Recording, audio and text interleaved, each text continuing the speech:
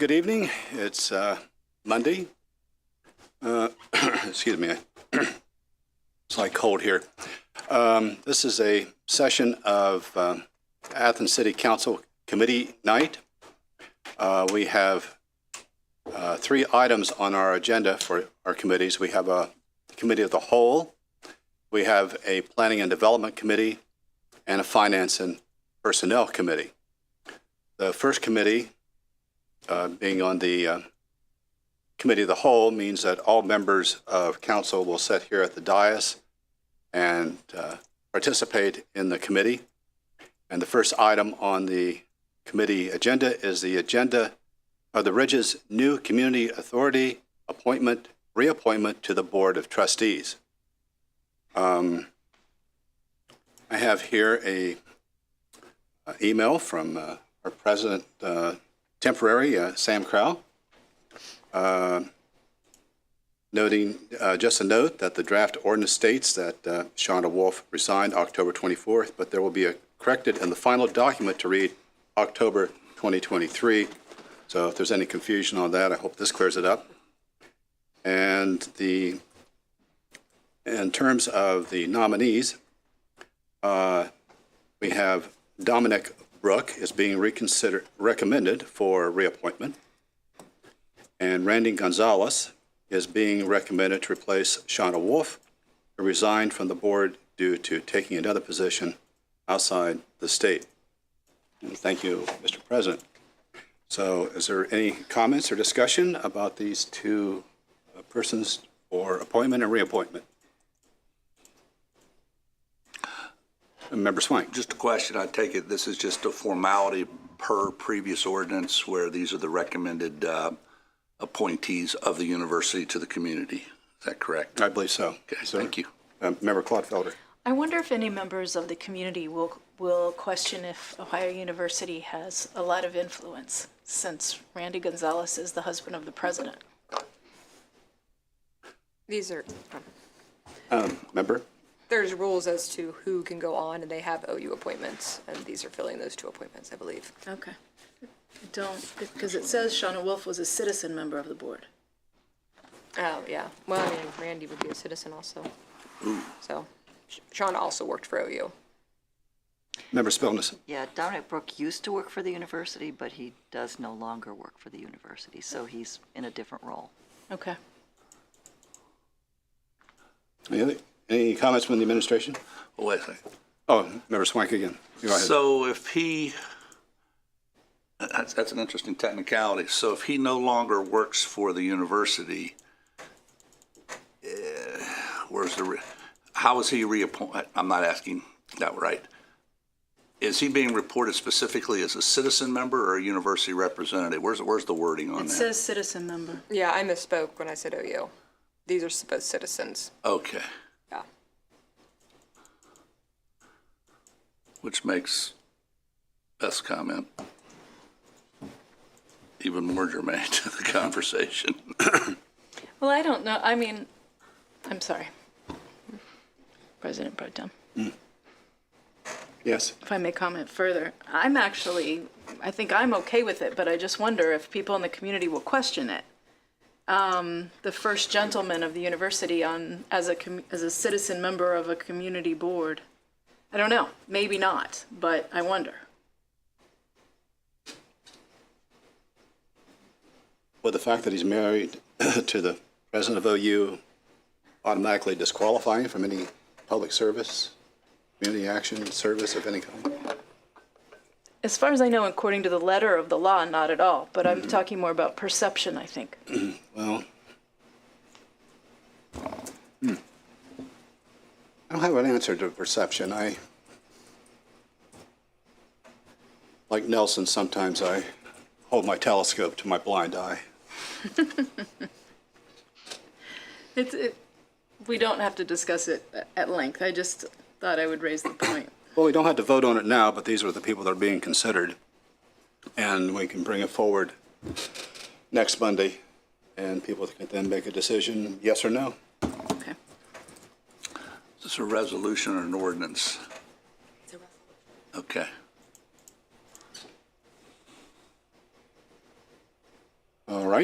Can we move on to the next topic? New national opiate settlement. Now, after reading the settlement, I believe this one is with Kroger's, is it not? You're asking me. Yeah, okay. Is it Kroger specifically? I'm not aware of that. It is. Clerk says yes. It seems like we did this once before with CVS, that's it, yeah. So essentially, what we're doing is going through the formality of trying to get a share of the settlement. And we have to go through these steps in order to get the form done, mailed in, I believe, by August 12th, is it not? We have to have everything completed. So here we are in June, we're going to be going in July, we're back in August without a suspension of the rules. Can we get it done in 3 readings? Okay. Any discussion on that? A game plan? August, I have a feeling is going to be very busy. Maybe we should just stay. You know, don't go anywhere. I'm going deer hunting. Please, don't make me laugh. Okay. Where are we at now? Well, that concludes Committee of the Whole. Now we go to Planning and Development Committee. And it is chaired by Member Swank with members Thomas, Wood, and Spionis. Member Wood is absent. So if they will remain here at the dais and others set off to the side. I'll turn it over to the chair of the Planning and Development Committee.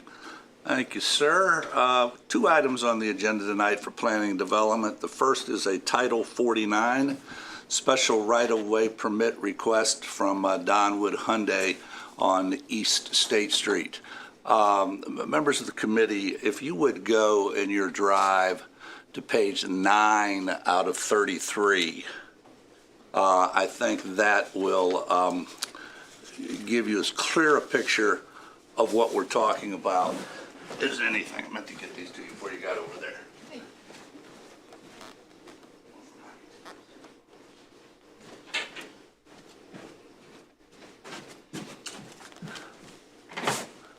The request we have is for special use of the right-of-way.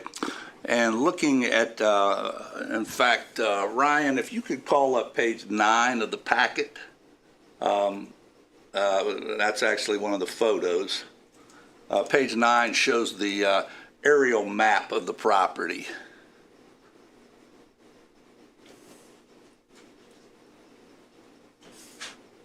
I'll have to relook at what you sent me. I just got 2 pictures. Okay, the packet is the packet that Debbie provides us. Okay, well, I don't have that pulled up in the system here. Oh, okay, okay, no, that's fine. I have the 2 photographs. Yeah, we'll get to those in just a second. Great, thank you. Thought I had the same thing up there. So what you can see in front of you is an aerial view of the property. At the top of the photo would be north. That would be Sells Park eventually. To the left is Grand Park Boulevard, the widest street over of the 9 on the far east side. And at the bottom would be East State Street. If we look at Grand Park, you see the dark black line. That designates the property, the inside property boundary of the city's right-of-way. Everything to the left of that towards Grand Park is the right-of-way. Let me see, you want this? Sorry.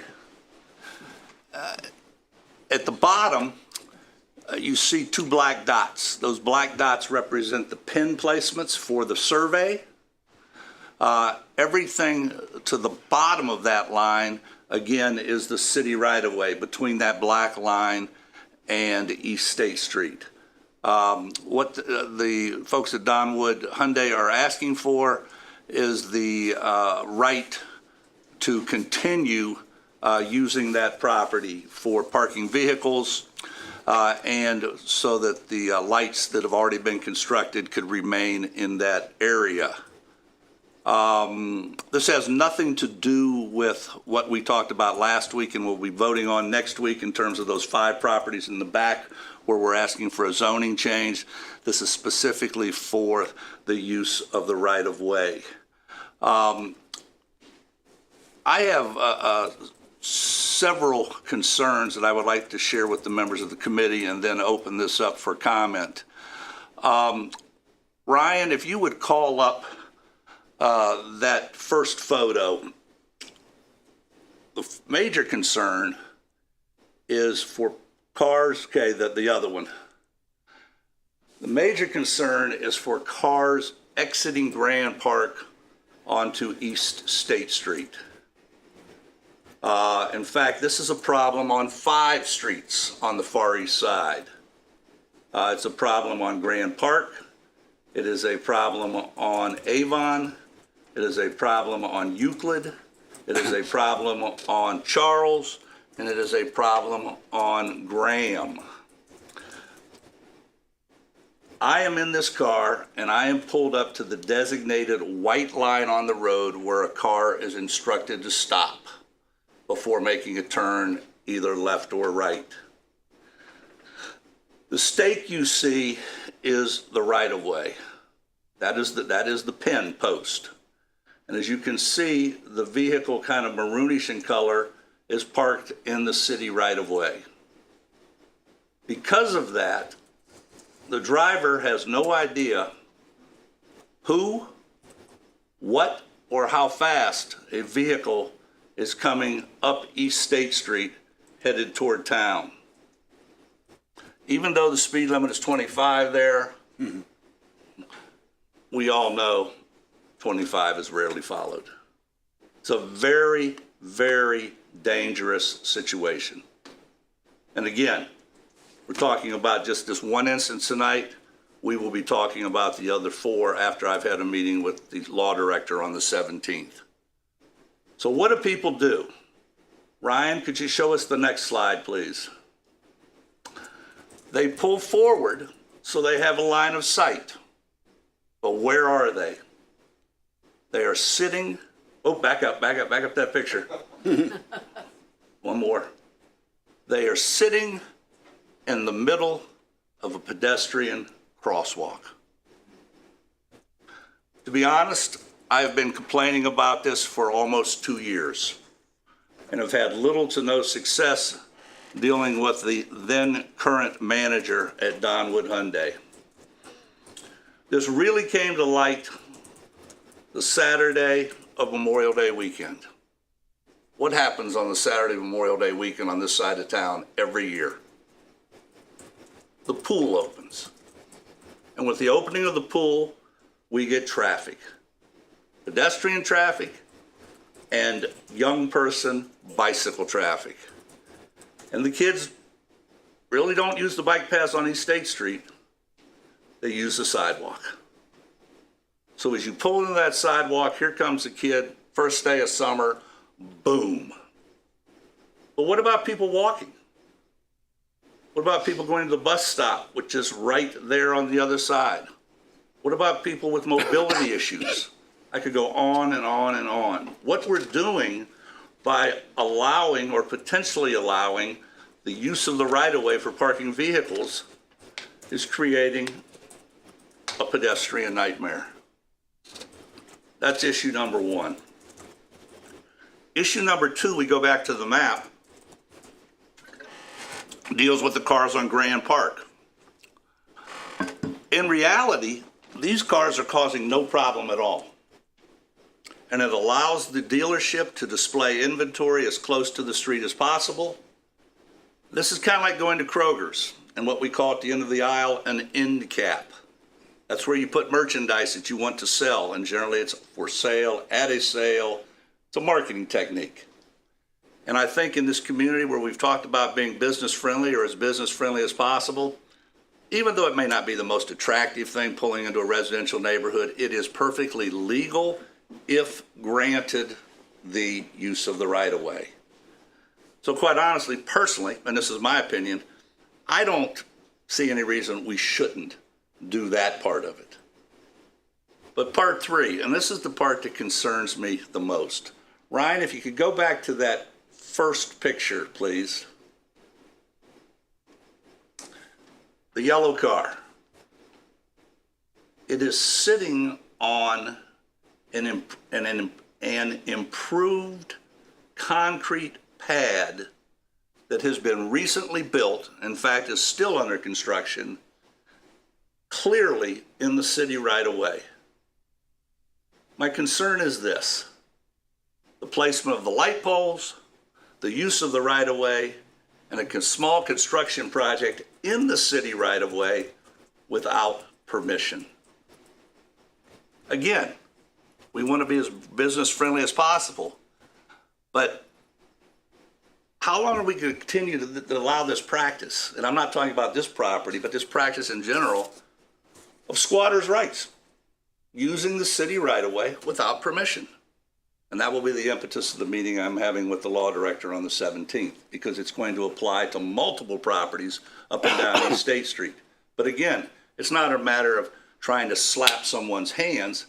It's trying to do 2 things. One, follow the rules, but more importantly, ensure pedestrian and vehicle safety.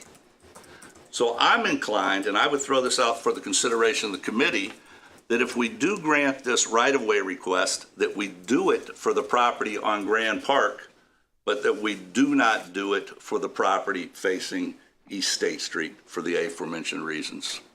So members of the committee, I open to your comments and questions, and then we'll move to the other members of council.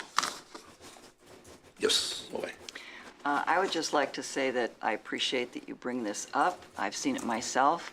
And actually, there are more properties than just on East State Street, because I was just coming out of a apartment building off West Union, and I could not see the cars coming this way at all, because there was a barrier, planter barrier kind of thing, and I couldn't see anything.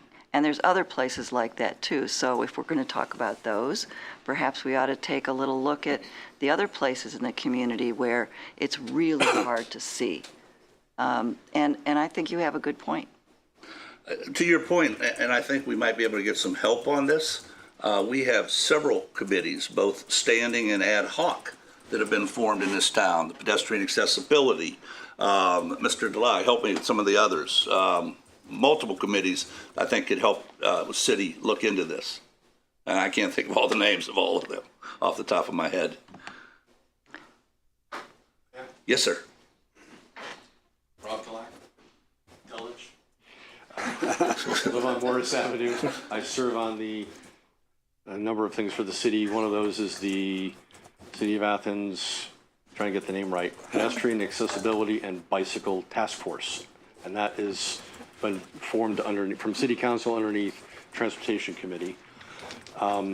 That's probably a good place to engage to see about getting some advice. That group is really an advisory group and could probably look at some of these situations and see what they would recommend, or support maybe an effort on your part to work with the city to make some changes. I think that makes sense.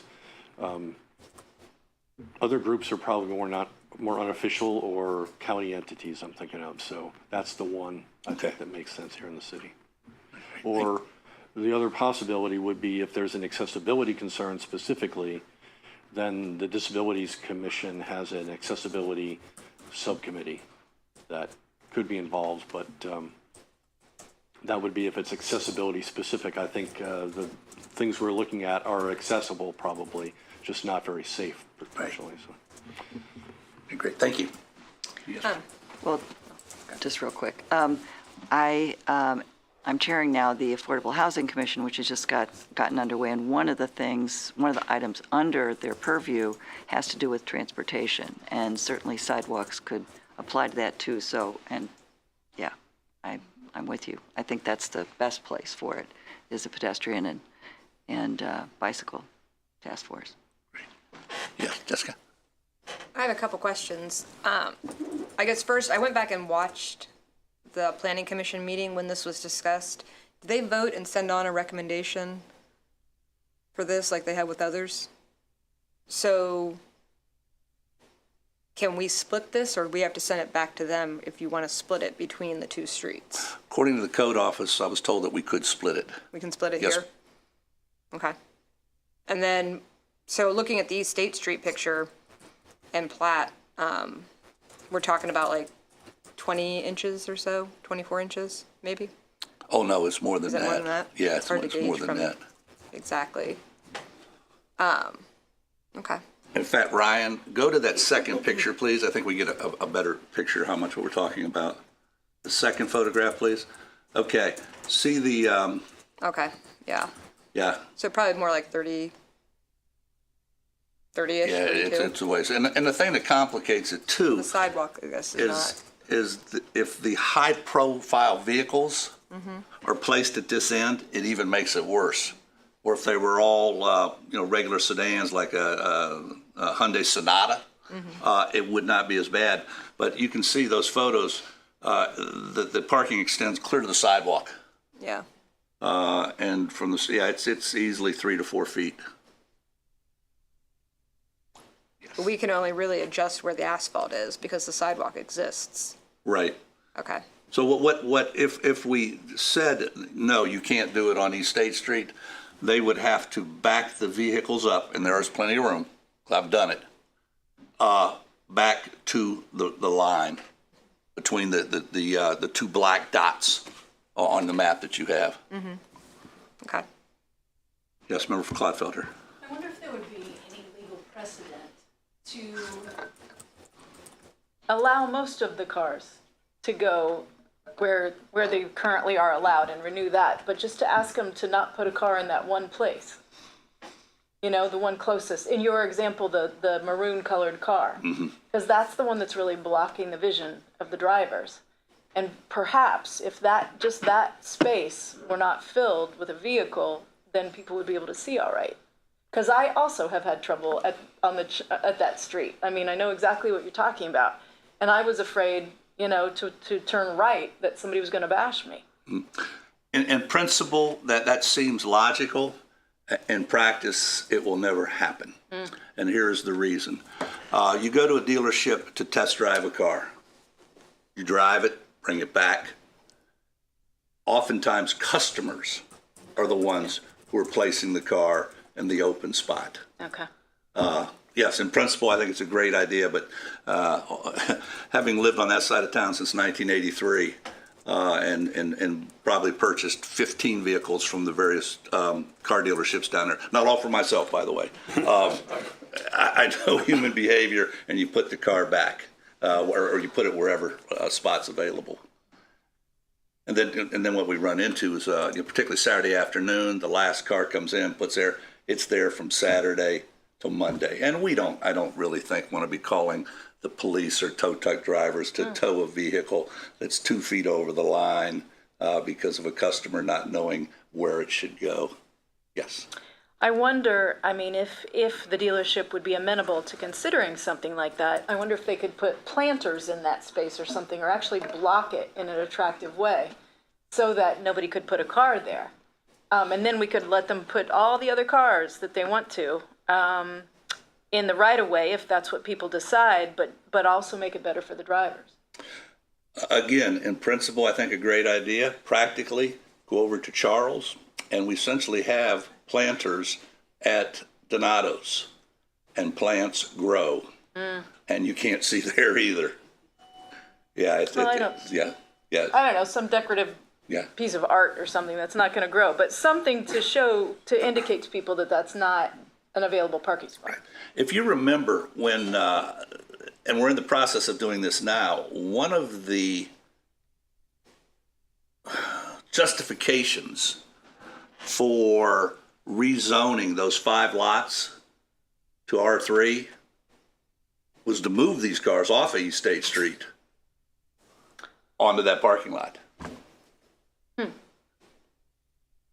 And that's clearly documented in the planning videos and all of that. So there is an awareness that it is a vision and vehicular concern. Yes, ma'am. I wonder if perhaps it could be pointed out to the dealership or the dealership's counsel that if that zoning change that they're requesting is approved, then they're not going to need that. I mean, and therefore, we're only approving the right-of-way usage on Grand Park, on the site that faces Grand Park Boulevard. Well, that was part of the original request on the zoning, one of the reasons for it, to be able to increase inventory and to get those vehicles off of East State Street. Yeah. Other members of the committee? Members of the administration? I don't have anything specific to add, and I did not receive any messaging from the Service Safety Director or the mayor on this issue. I'm not sure if Andrew did.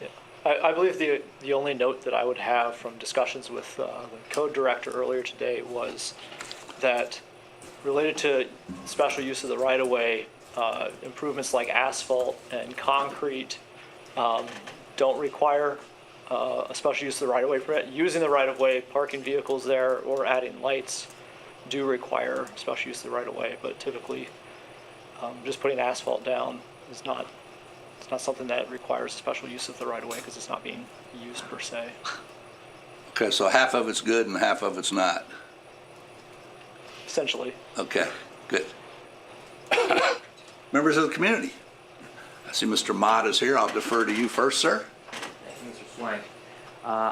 I actually thought this might just be an ideal time to mention a couple of thoughts I had about the enforcement issue in general that you had mentioned, since you indicated you will be speaking with the law director. First, you had mentioned that this work was done without obtaining the permit. My client didn't even know there was a permit process. I practice real estate law throughout the city. I certainly don't claim to know every aspect of the code, but I didn't know there was a process that applied to this. And I imagine that most of your property owners up and down East State Street with this issue do not know about the process. I was actually reviewing Title 49 today, and it's only a few years old. And there's a provision in there, if I remember right, that anyone with an existing use of the right-of-way at the time of passage was supposed to obtain a permit within 120 days. And I wonder if perhaps just a targeted mailing to the involved properties might significantly increase your compliance right off the bat.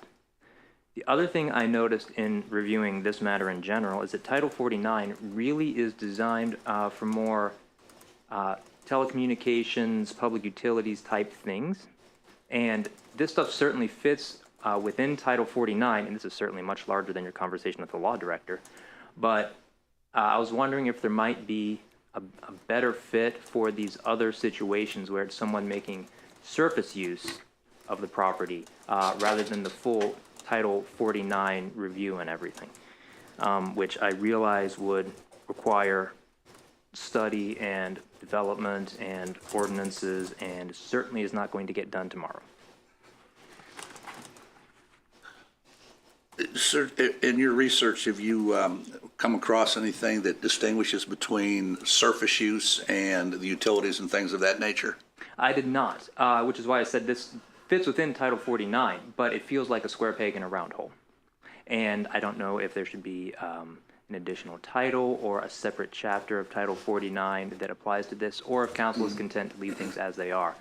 I noticed that it felt like I was going through a process that, while it technically applied and would technically address the situation, was not designed for this situation. I guess probably would defer to the Assistant Service Safety Director on this in code. Is this something, Mr. Chicky, you think would Director Stone, Mr. Riggs would want to look into, or just thoughts on in general? We're hearing this for the first time, so I don't mean to put you on the spot by any means, but. I think I'd be interested to have a discussion with Mr. Mott about what his findings are. And then certainly we would look into how it's being applied and the existing usage of Title 49. Like Mr. Mott said, it is something that is, in the history of the city, a more recent thing. So we'd be open to reviewing it. Mr. Mott, would you, as a representative of your client, be comfortable with council delaying official action on this until that conversation could be had? I would not. As I said, Title 49 will address this situation. We're already at this point in the process. That conversation, I think, would be beneficial to the city moving forward. At this point, I don't see where it would really impact my client directly. Okay. And the second question I have, would you be comfortable discussing or advising your counsel or your client as we go through this process to at least on East State Street to move those vehicles back out of the right-of-way? I am fully comfortable advising my client. As you have noted, control and effectiveness is challenging, but I will certainly advise my client. Great. Thank you very much. I think the citizens of Athens would appreciate that, sir. And I did find it interesting that the Hyundai dealership had a Chevy Corvette parked out in the primary spot. That yellow one, yeah. Yeah. See the price on it? I didn't. I ran out of zeros. Yeah. Thank you. Any other comments from anyone in the audience this evening? Okay. With that, we'll move on to the second topic. And that is a Title 23 Tobacco and Cannabis Zoning Planning Commission recommendation. Mr. Chicky, I was not aware that Mr. Stone would not be here tonight, and the plan was to have him give us a recap on how we got to this point. Is that something you would like to do before we open it up for comments from members of the committee and council as a whole? Yeah, certainly. As to my understanding of it. So if I have holes in what Mr. Stone would tell you, I apologize in advance. But to break it down, as like cannabis is becoming, recreational purchase of cannabis is opening up within the state of Ohio. There are still home rule items that can be regulated by cities, specifically where and how said cannabis-specific businesses would set up, and so there's a concern about an overrun of cannabis places all over the city in all different zones. This is brought up to the City Planning Commission, where a number of recommendations have been made in order to create a process that does not overrun the city with multiple businesses of the same, but also allows them in a sensible and manageable way for both the city administration and for the community's knowledge and involvement, particularly in relation to the distance from schools and playgrounds and parks and that kind of thing. Beautiful. Cliff Notes version. I like that. So, a couple of questions. First of all, permitted zones. These are not permitted in B1 zones as we read this, but they are permitted in B2 and so on and so forth. Like the licensed cigarette, vapor product, or other tobacco product retail dealers, they must be at least 500 feet from a school, public library, public playground, park, so on and so forth. This is a question. I would assume that current license holders would be grandfathered for the continuation of sales of tobacco products. Would they automatically be grandfathered if they suddenly started selling marijuana? I don't know the answer to that question. Because that's a concern that came up from a citizen today. People understand the concept of grandfathering as it applies to current practice by longstanding businesses. But just because they're grandfathered on the tobacco part, people are curious about would they be grandfathered on the cannabis part, particularly if they were within 500 feet of one of those designated exceptions. Case in point, there's a vape shop on West State Street by O'Betty's. Currently sells tobacco products, stuff of that nature. they would be grandfathered. But interestingly enough, they're exactly 493 feet from the Athens Middle School. There's also a similar business right next door to Donwood Hyundai. It looks like it may have closed. Well, they moved.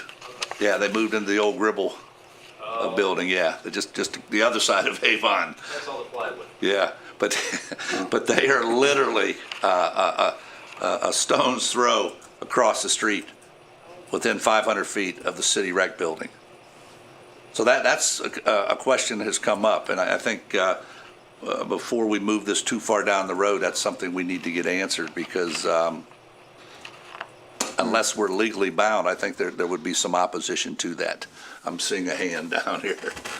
I think when I watched all of these meetings, if I recall correctly, you would have to follow those rules, yes. If you are a tobacco retailer existing and you chose to, and were granted a permit, because they still have to go through state permitting to get that and the applications, which seems like it's going to be competitive. You could combine that into the same space, but you would have to abide by the 500 feet. So you'd be starting over at square one as a You would be- brand new license for that part of it? For cannabis, yeah. Yeah, for cannabis, Yeah. okay. And that could be completely off, but that's just with our regulations. So you don't have to, obviously you're within your own business, so you're adding it, but they would stay grandfathered in for or legacied in for the tobacco.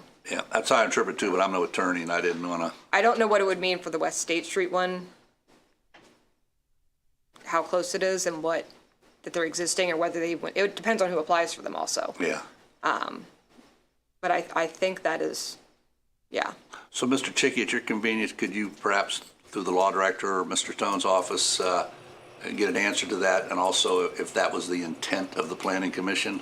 Yes. Other questions from members of the committee or comments? I watched all of these and I fully support what they're doing. I mean, I think it's got reasonable regulations, it's got reasonable numbers. No one current is obviously going to be pushed out, and it keeps us in what fits for our town for the number of businesses. The part I like about it, unlike what was attempted in Columbus, this in no way changes the vote of the voters Yeah. to allow this particular practice. But it does restrict it, and like I said, I think your commentary is well taken, or well put, what fits for Athens. Yeah, I think that's what we're charged with doing. Yeah. Other members of council? Members of the administration, yes. Thank you, Member Swank. Reading through the planning committee minutes, one of the things that Director Stone pointed out was that if there is a current tobacco retail shop that also wants to sell cannabis, there are different restrictions imposed by the state on how you can sell cannabis in terms of security, I believe in terms of sort of how the front of the store can actually appear, and all different kinds of things. So there would have to be, it's not that I think these current vape or tobacco shops can just suddenly start selling cannabis. There would be lots of changes. Now, one thing that did come up that I'm not sure got settled, and maybe Member Thomas can help me with this, is that they talked a lot about principal uses of a certain establishment, right? A gas station is principally a gas station. Yes, they sell tobacco. But if you are a tobacco or vape store and you also sell cannabis, at what point does the principal use change? You know, are you principally a cannabis shop, or are you principally still a tobacco shop? Is it about receipts? Is it about how, you know, and so does it change over time if you're selling more of one or the other? But that was something that came up in my mind, and I wasn't sure exactly how that was answered. Yeah, I'm not sure if the principal use applies to tobacco versus cannabis, or those items versus everything else. Right. Like So food, it's not clothing. tobacco versus cannabis. It is specifically if you are a grocery store that happens to sell tobacco products and then cannabis products, you're still primarily a grocery store or a gas station. If you sell gas, you're a gas station. There are currently 33 businesses in Athens that have a current tobacco license. So a number of those are convenience store type places that are primarily selling gas and groceries and those kinds of things. Yeah, very similar to restaurants that sell alcohol. How much of it is food? How much, what percentage? Yeah, okay. Members of the citizenry, the audience. Well, that would conclude the Planning Development Committee meeting, sir. Oh, went fairly smooth. Frankly, I was expecting a large turnout for this, but you just never know. They're on vacation. Oh, that's right, yeah. Well, with the Planning and Development Committee concluded, we now go to Finance and Personnel Committee, which is, excuse me, chaired by myself and with members McCary, Wood, and Clodfelder. And Member Wood is absent tonight, so it's we three, and also I'm still chair of the proceedings tonight as pro tem. So we have appropriations, and from what I understand, we have a request in the form of an ordinance from the municipal court to change the payment structure of two employees from being paid from our 100% from our general fund to 50% from the general fund, and the other 50% is coming from grants, which fall under line 273. The gist of the ordinance is basically transferring the funds, that 50% from the grants over to a payroll. Excuse me. Voice is always acting up tonight. So that's sort of it in a nutshell, unless the administration has anything more to talk about. Just to add, just to comment that I think this is a very welcome adjustment. We've had discussion of court expenses and how City Council is able to work with the court systems with our budget, and what the Ohio Revised Code allows the courts to control within their own budget. And moving these funds out of the general fund is a positive development for the city. So obviously in full support, and I believe the auditor's office also is very pleased to see this come through.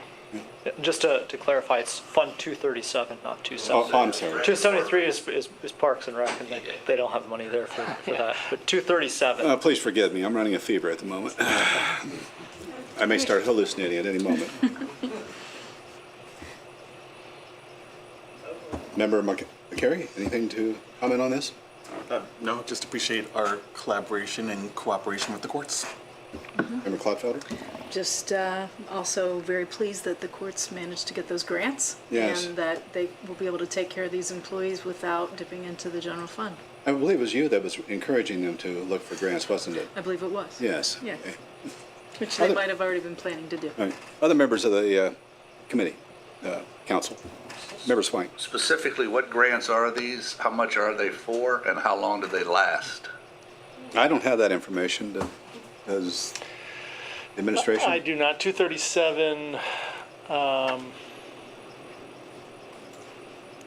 think that's the diversion fund maybe, but we weren't given any information about the specifics with the grants, but we certainly can get that. Yeah, because where I'm going with this is next time we do budgeting, we're not going to budget this from the general fund. The grant doesn't appear. We have to go back to the general fund for what was an unanticipated appropriation.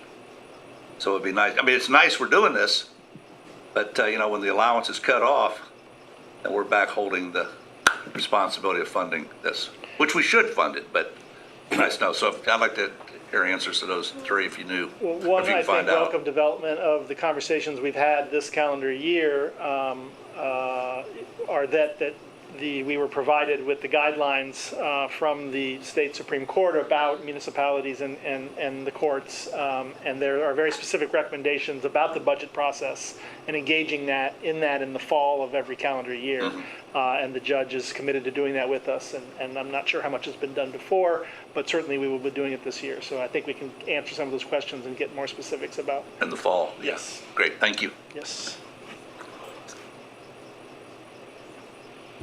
Save your voice. say he got my questions. Darn it. All good. Don't you just hate that? Members of the community. Are you happy about this? I will pose a question to the treasurer, if you're listening. Okay.